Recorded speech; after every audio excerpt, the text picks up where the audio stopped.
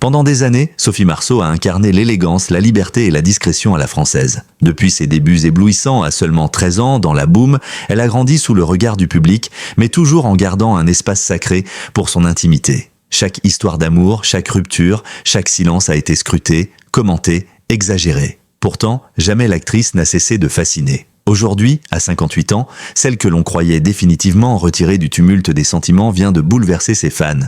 Sophie Marceau aime à nouveau et cette fois, elle a décidé de l'assumer au grand jour. Tout a commencé par un simple cliché publié dans un magazine parisien réputé pour sa discrétion.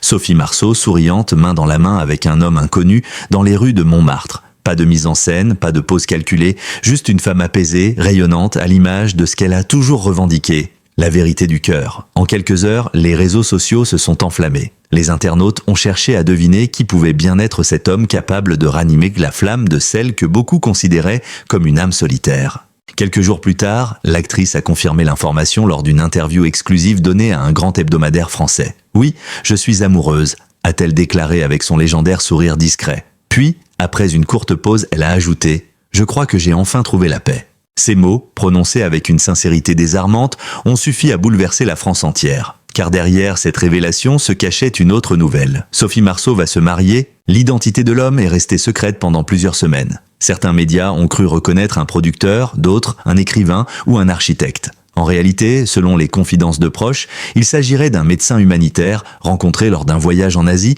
où Sophie participait à une mission culturelle. Loin du monde du cinéma, cet homme aurait su conquérir son cœur par sa simplicité, son humour et son profond respect de la vie privée. Il n'a pas été impressionné par sa notoriété, raconte une amie de longue date de l'actrice. Il la regarde comme une femme, pas comme une star. Et ça, pour Sophie, c'est essentiel. Après des années d'amour public, avec le réalisateur Andrzej Jouhawski, le comédien Christophe Lambert ou encore le chef étoilé Cyril Lignac, l'actrice semble avoir enfin trouvé une relation à l'abri des projecteurs. Ce que j'aime chez lui, c'est son silence, son calme.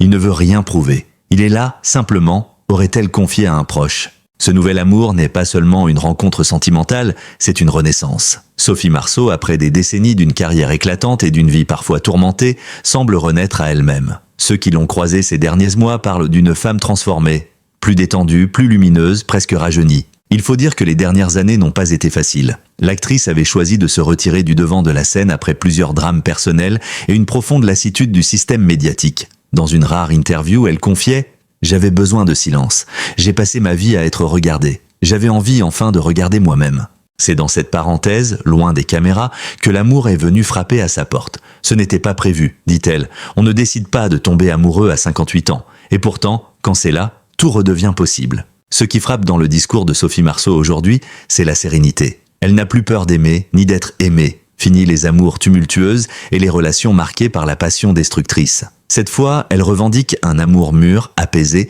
fondé sur le respect et la complicité.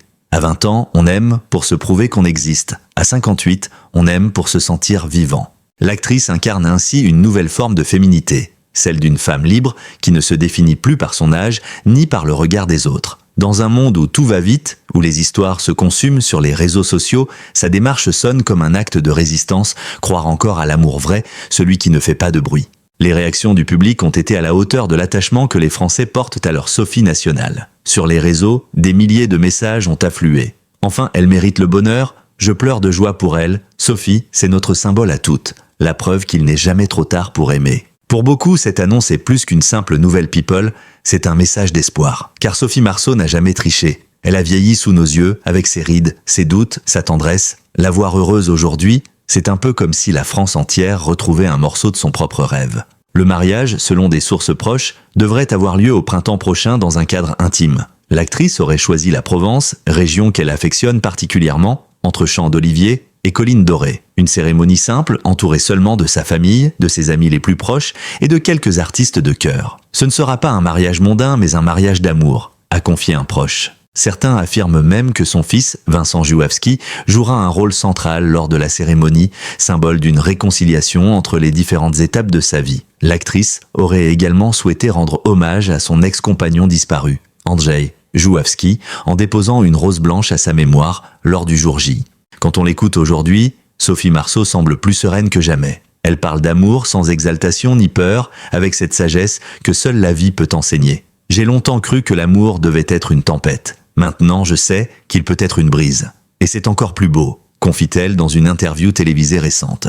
Ce changement de ton marque une évolution profonde dans sa manière d'aborder la vie. Loin du tumulte médiatique, elle aspire désormais à un bonheur discret. Sa maison, nichée entre mer et montagne, devient son refuge, un lieu où elle écrit, cuisine, jardine et rêve simplement. Je ne veux plus courir après rien. J'ai trouvé l'essentiel. L'histoire d'amour de Sophie Marceau dépasse la simple anecdote romantique. Elle résonne comme une leçon de vie. Dans un monde obsédé par la jeunesse et la perfection, elle rappelle que le vrai bonheur naît souvent tard, quand on cesse de le chercher. À travers son parcours, elle inspire des milliers de femmes à croire encore aux secondes chances, à la tendresse, à l'amour sans artifice. Sophie Marceau, l'éternelle adolescente de la boum, est devenue une femme libre, fière de ses choix, fidèle à son cœur. Et peut-être est-ce là, finalement, la plus belle histoire d'amour qu'elle pouvait offrir à son public. Quand la nouvelle s'est confirmée, la France entière a retenu son souffle. Non seulement Sophie Marceau avait trouvé l'amour, mais elle avait également choisi d'officialiser cette union d'une manière qui lui ressemble. Sincère, poétique, sans artifice. Ce mariage, prévu pour le printemps prochain, ne sera pas un événement mondain, mais un moment de vérité, un hymne à la vie, à la douceur retrouvée et à la paix intérieure. Depuis des mois, Sophie et son compagnon préparent dans le plus grand secret la cérémonie. Loin des châteaux ou des palaces, ils ont choisi un ancien domaine provençal entouré d'oliviers, de lavandes et de lumière dorée. Sophie voulait quelque chose de vrai, d'humain, sans faste ni artifice, confie un proche. Elle disait qu'elle voulait que ce jour soit comme une conversation avec la nature. Le lieu, discret et chargé d'histoire, se situe non loin de Saint-Rémy-de-Provence, un village qu'elle affectionne particulièrement pour son atmosphère paisible et artistique. C'est là que Vincent van Gogh avait trouvé l'inspiration pour certaines de ses plus belles œuvres. Ce choix n'est pas anodin. Marceau a toujours entretenu un lien intime avec la beauté brute, celle qui parle au cœur plutôt qu'aux apparences. L'actrice a voulu que tout soit sobre. Une cinquantaine d'invités triés sur le volet, pas de caméra, pas de presse, seuls les rires, les confidences et les gestes tendres. La musique sera jouée par un petit ensemble d'amis musiciens. Le menu, composé de produits locaux et biologiques, sera préparé par un chef provençal qu'elle connaît depuis des années. Elle voulait un mariage qui ressemble à une balade au crépuscule, dit une amie. La curiosité du public s'est rapidement tournée vers un autre détail, la robe. Sophie Marceau, icône de beauté et de style depuis 4 décennies, allait-elle confier ce rôle à une grande maison de couture? Contre toute attente, non. Fidèle à elle-même, elle a préféré l'authenticité à la démonstration. Elle a choisi une créatrice française indépendante, connue pour ses coupes épurées et ses tissus naturels. La robe, entièrement réalisée à la main, sera simple et fluide, en soie ivoire, ornée de quelques broderies faites par une artisane corse. Pas de corset, pas de traîne démesurée. Je veux pouvoir respirer, marcher, danser, a-t-elle confié en souriant. Cette simplicité n'est pas une coquetterie, mais un symbole. Toute ma vie, on m'a habillée, maquillée, transformée. Dit-elle, aujourd'hui, je veux juste être moi, sans personnage. C'est là toute la beauté de sa démarche. L'union n'est pas une mise en scène, mais une déclaration d'humilité. L'histoire entre Sophie et son compagnon n'a rien d'un coup de foudre hollywoodien. Elle est née dans la lenteur, le respect et un silence partagé. Ils se sont rencontrés lors d'un gala humanitaire à Hanoï, où l'actrice était venue soutenir un projet de cinéma éducatif pour les jeunes défavorisés. Lui, médecin volontaire depuis 20 ans, y animait un atelier sur la santé mentale post-traumatique. Ce n'est qu'après plusieurs semaines d'échanges qu'ils ont commencé à se revoir, d'abord à Paris, puis en Provence. Ce qui m'a touché chez lui, c'est sa manière d'écouter. Il ne cherche pas à me comprendre, il m'accueille, et c'est rare, a confié Sophie à une amie. Dans leurs conversations, il parle peu du passé. Lui ne cherche pas à évoquer ses succès au cinéma. Elle ne s'attarde pas sur ses anciens amours. Ensemble, ils se construisent un présent simple, presque spirituel. Nous avons appris à nous taire ensemble.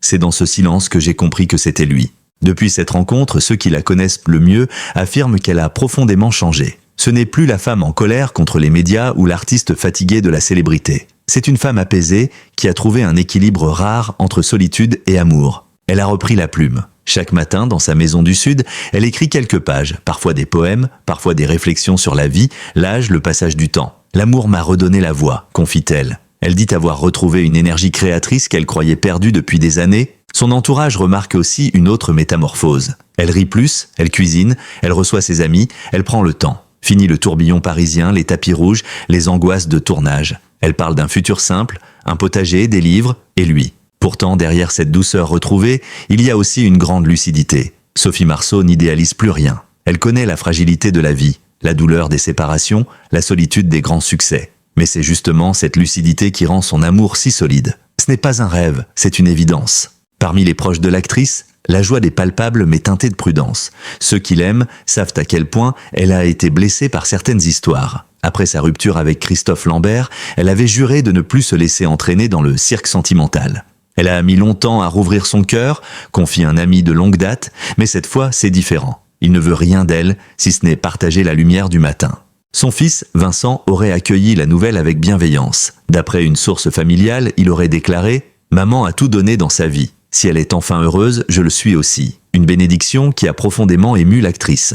Quant à ses amis du cinéma, beaucoup ont salué son courage de revendiquer l'amour à un âge où, trop souvent, on dit aux femmes de se taire. Elle nous prouve qu'on peut aimer encore, et peut-être mieux, après 50 ans, a commenté Juliette Binoche, avec qui elle partage une admiration mutuelle. Pour Sophie Marceau, ce mariage est plus qu'une union sentimentale. C'est un manifeste, un geste contre le cynisme ambiant, une déclaration d'espoir. Dans un monde saturé de bruit, elle choisit la douceur. Dans une époque obsédée par la jeunesse, elle célèbre la maturité. Elle n'a pas voulu de sponsor, ni de couverture exclusive. Elle a même refusé plusieurs propositions de magazines qui souhaitaient immortaliser l'événement. « Le bonheur ne se photographie pas », a-t-elle répondu. Ce refus, presque poétique, résume toute sa philosophie, vivre pleinement, mais sans témoin. Elle prépare néanmoins un court texte qu'elle lira pendant la cérémonie, une sorte de serment personnel. Selon des proches, elle y parlera non pas d'amour éternel, mais d'amour vrai, celui qui accepte le temps, les rides, les silences. Un amour sans illusion, mais plein de lumière. À mesure que la date approche, l'excitation monte. Ses proches racontent qu'elle s'investit dans chaque détail, du choix des fleurs au vin du dîner. Elle veut que tout ait du sens, explique une amie. Même le bouquet sera composé d'herbes sauvages qu'elle a cueillies elle-même. On raconte aussi qu'elle a prévu une surprise pour son futur époux. Une chanson qu'elle a enregistrée en secret, accompagnée par un piano, une voix douce, légèrement voilée dans laquelle on entend toute la tendresse de ses dernières années. C'est son cadeau d'âme, dit un proche. La veille du mariage, elle compte passer la soirée seule, à méditer, à relire ses journaux intimes, à se souvenir du chemin parcouru. Car pour elle, cette union n'est pas une fin, mais un nouveau commencement. Ce jour-là, je veux dire merci à la vie. Le jour tant attendu est enfin arrivé. Le soleil se levait sur les collines provençales, baignant la campagne d'une lumière d'or. Une brise légère faisait frémir les oliviers, et dans l'air flottait une odeur mêlée de lavande, de jasmin et d'herbes fraîches. Tout semblait suspendu, comme si la nature elle-même voulait saluer ce moment. C'est dans ce décor idyllique que Sophie Marceau a dit « oui », un oui murmuré, sincère, chargé de tout le vécu, de toutes les blessures et de toute la tendresse accumulée au fil des années. Le mariage a eu lieu à la fin du printemps dans une ancienne bastide en pierre claire, cachée au cœur d'un domaine isolé près de Saint-Rémy de Provence. À peine une cinquantaine d'invités, tous choisis avec soin. Pas de caméra, pas de paparazzi, pas de projecteurs, seulement des visages familiers, des regards bienveillants, des mains serrées. Sophie est arrivée en fin de matinée, vêtue de sa robe de soie fluide, sans maquillage ostentatoire, les cheveux libres. Elle avançait pieds nus sur l'herbe, un petit bouquet de fleurs des champs à la main. À sa vue, un murmure d'émotion a traversé l'assemblée. Beaucoup avaient les larmes aux yeux. Son futur mari, vêtu d'un simple costume beige, l'attendait sous un grand arbre. Quand leurs regards se sont croisés, le temps s'est arrêté. Il n'y a pas eu de grandes déclarations, ni de gestes théâtraux. Juste un silence, un sourire, une évidence. Leur union a été célébrée par une amie proche, écrivaine et philosophe, qui a parlé de l'amour comme d'un acte de liberté. « Vous ne vous appartenez pas », a-t-elle dit, « vous vous offrez ». Et c'est là que réside la beauté de ce jour. Ces mots, simples et justes, ont résonné dans le cœur de tous les présents. La cérémonie s'est déroulée dans une atmosphère de douceur rare. À plusieurs reprises, l'actrice n'a pu retenir ses larmes, notamment lorsqu'elle a évoqué son fils et les êtres chers disparus. Une chaise vide, ornée d'une rose blanche, symbolisait la mémoire d'Andrzej Jouhavski, son premier grand amour, père de son fils. Les histoires d'amour ne meurent pas, elles se transforment, avait-elle glissé la veille à une amie.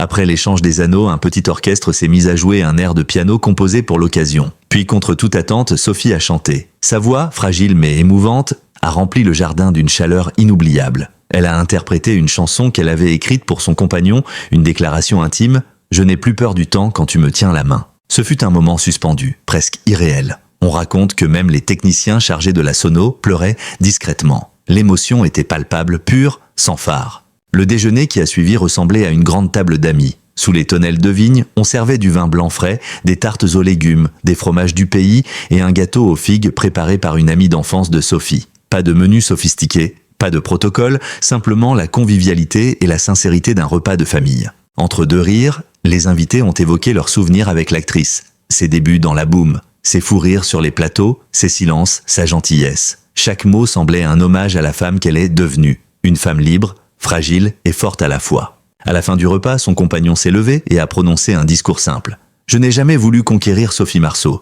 je voulais seulement l'aimer. Et c'est elle qui m'a appris à aimer la vie. » Les applaudissements ont duré longtemps. La fête s'est poursuivie jusqu'à la nuit. Des guirlandes lumineuses illuminèrent la cour, la musique se mêlait aux rires et aux chansons. Sophie dansait, légère, sans chaussures, entourée de ses proches. On aurait dit une jeune fille. À un moment, elle s'est assise seule un instant, regardant le ciel. Une amie s'est approchée. « À quoi tu penses ?»« À rien » a-t-elle répondu. « À tout ce que j'ai traversé pour arriver ici. » Cette phrase résume tout. Ce mariage n'était pas seulement une célébration d'amour, mais aussi un rite de passage, un adieu à la douleur, une réconciliation avec elle-même. Après le mariage, le couple a décidé de s'installer une grande partie de l'année dans le sud. Une vie plus simple, rythmée par la nature, les lectures, les voyages humanitaires. L'actrice a déclaré vouloir réduire ses apparitions publiques, ne tourner que des projets nécessaires, porteurs de sens. « J'ai longtemps joué des rôles, maintenant je veux vivre le mien », a-t-elle dit avec humour. Elle s'est aussi investie dans plusieurs associations pour les femmes artistes et continue de soutenir des initiatives écologiques. Ses proches parlent d'une Sophie nouvelle, mais fidèle à elle-même, curieuse, sensible, exigeante. Lorsque la nouvelle du mariage a été rendue publique, plusieurs jours après, par un communiqué discret, les réactions ont été bouleversantes. Les réseaux sociaux ont explosé d'émotions. Sophie Marceau mariée, enfin la fin d'un long roman d'âme, elle incarne la beauté du temps qui passe, sans peur, sans faux semblant. Merci Sophie de nous rappeler que le bonheur n'a pas d'âge. Des magazines étrangers, de People à Vogue Paris, ont consacré des articles enthousiastes à cet événement rare dans le monde du cinéma.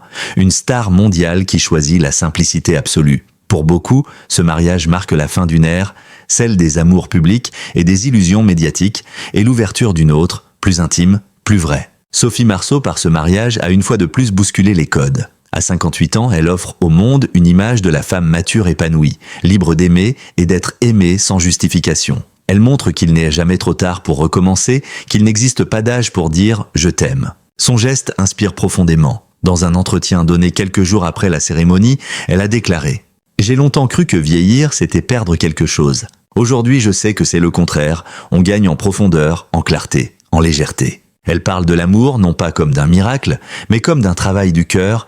Il faut désapprendre la peur, le contrôle, les attentes. L'amour, c'est accepter de ne pas tout comprendre. Ce mariage ne clôt pas un chapitre, il en ouvre un autre. Après des années de solitude, de doute et de recherche intérieure, Sophie Marceau a trouvé ce qu'elle appelle le silence partagé. Dans une époque où tout s'expose, elle prouve qu'on peut encore aimer avec pudeur. Elle ne cherche plus à séduire le monde, elle se contente de le toucher. Son regard, désormais, parle d'autre chose.